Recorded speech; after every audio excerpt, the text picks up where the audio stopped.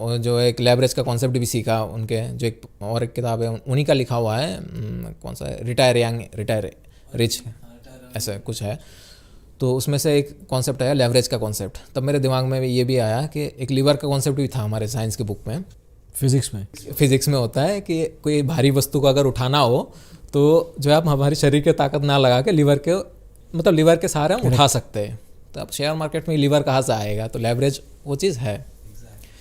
तो मैंने सोचा यार स्टॉक मार्केट में तो है ही नहीं लेवरेज ज़्यादा, एक इंट्राडे में है, इंट्राडे में करता नहीं हूँ, पोजिशनल में बंद कर दिया था सेबी ने।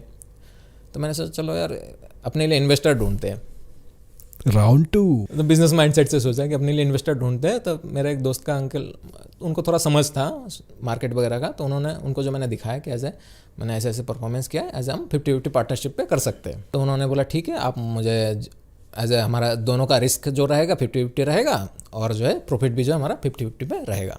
तो अगर आप लॉस खाते हो तो पैसे दोगे आप उनको? नहीं, मतलब वो भी आधे देंगे, मैं भी आधा दूंगा, ऐसे था। उन्होंने जो है मुझे एक इनिशियल टेज, मतलब एक शुरुआत में उन्होंने 8 लाख के आसपास दिया।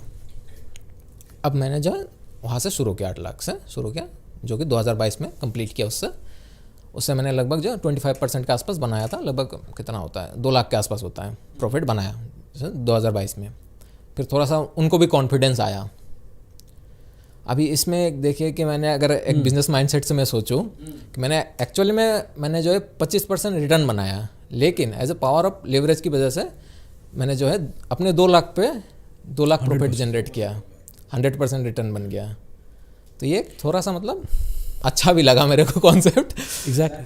अब जस्ट आपने एक स्टेप लिया तो आपका प्रॉफिट परसेंटेज और ओवरऑल मॉनेटरी वैल्यू वो बढ़ गया वो। हाँ देखिए इसमें दूसरा चीज़ भी होता है, अगर आपको यूज़ करना नहीं आता है तो it can fire back as well, but अगर आता है तो, क्योंकि एज ए कंपाउंडिंग आपको अमीर बनाता है, लेकिन कंपाउंडिंग में क्या है, टाइम नीड्स होता है, भी काफ़ी लगातार चाहिए होता है। तो मेरे पास तो एज इनिशियल स्टेज में था नहीं, तो अगर बिजनेस ही एक पॉसिबल था, मतलब पॉसिबिलिटी थी बिजनेस की वजह से, जहाँ पे मैं ये अपने कैपिटल को, मतलब प्रॉफिट को बढ़ा सकता था। तो ये एक मैंने थोड़ा सा दिमाग लगाया वहाँ पे, तो इससे मेरा जो है 25% रिटर्न वो बन गया मेरा 100% में प्रॉफिट, राइट। क्योंकि उनको मैंने 50% ये भी दे दिया, क्या बोलते हैं अपना प्रॉफिट भी शेयरिंग किया उनके साथ, तो एक तरीका था।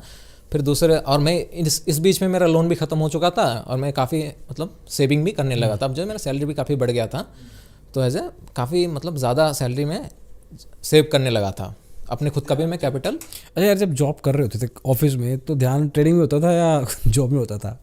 तो सबसे पहले तो बाहर कैसे आओ इस सिचुएशन से, इसमें ध्यान था। मैंने बहुत जॉब में, सच बताऊँ सर, एक टाइम पे जॉब में मैंने बहुत मतलब गालियाँ खाई, जिसको बोलते हैं कि काम में ध्यान नहीं रहता था, चीज़ें दिमाग में खाई, वही चीज़ें घूमता रहता था कि उस टाइम के पीरियड का, कि कैसे मतलब दिन गए हैं, कई रातें ऐसे गई है जो मतलब सो नहीं पाते थे। नॉर्मल सी बात है, अगर आप किसी के पास काम कर रहे हो तो आप अगर नहीं करोगे काम, परफॉर्मेंस नहीं करोगे, तो सिंपल से आपको पड़ेगा ही उतना, तो झेलना ही था वो।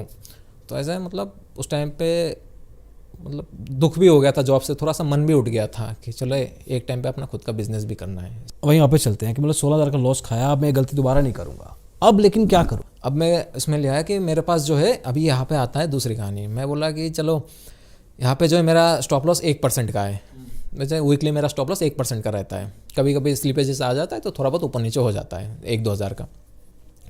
तो जो है मैंने सोचा चलो अभी जो है 1% मेरा स्टॉप लॉस है, बाकी जो है 15% मेरे को निकालना है। मैं निकालूँ कैसे उस टाइम पे? तब मैंने सोचा कि जिस दिन मेरा प्रॉफिटेबल ट्रेड होगा उस टाइम पे जो है मैं प्रॉफिट से कुछ पॉइंट ज़्यादा निकालूंगा हर एक ट्रेड में। जैसे मान लेते हैं कि मेरे को ऐसे 16,000 का लॉस हुआ है उस टाइम पे, अगर छोटे कैपिटल की मैं बात करूँ तो 16,000 का लॉस है, तो उस टाइम पे जैसे मैं 2,500 का मैं प्रॉफिट बुक कर रहा हूँ, तो 2,500 से थोड़ा सा ज़्यादा 600-700 मतलब 2,500-2,700 रुपये ज़्यादा बुक करूँगा। तो जो मेरा मतलब प्रॉफिटेबल ट्रेड होगा उसमें से थोड़ा सा ज़्यादा जो मैंने बुक किया वो धीरे धीरे मेरा बाकी जितना भी मैंने क्या बोलते हैं गैप डाउन में लॉस किया वो धीरे धीरे थोड़ा थोड़ा करके कवर हो जाएगा। इकट्ठा नहीं करूँगा, छोटा छोटा करके वो निकाल दूंगा। तो ये मैंने एक सर्वाइव करने का तरीका मैंने निकाल लिया था उस टाइम। Make sense. मतलब यहाँ पे भी इमोशन कंट्रोल करना पड़ेगा। आप हल्के नहीं पड़ रहे हो पैसे के, मेरा पैसा दिख रहा है तो निकाल लूँ।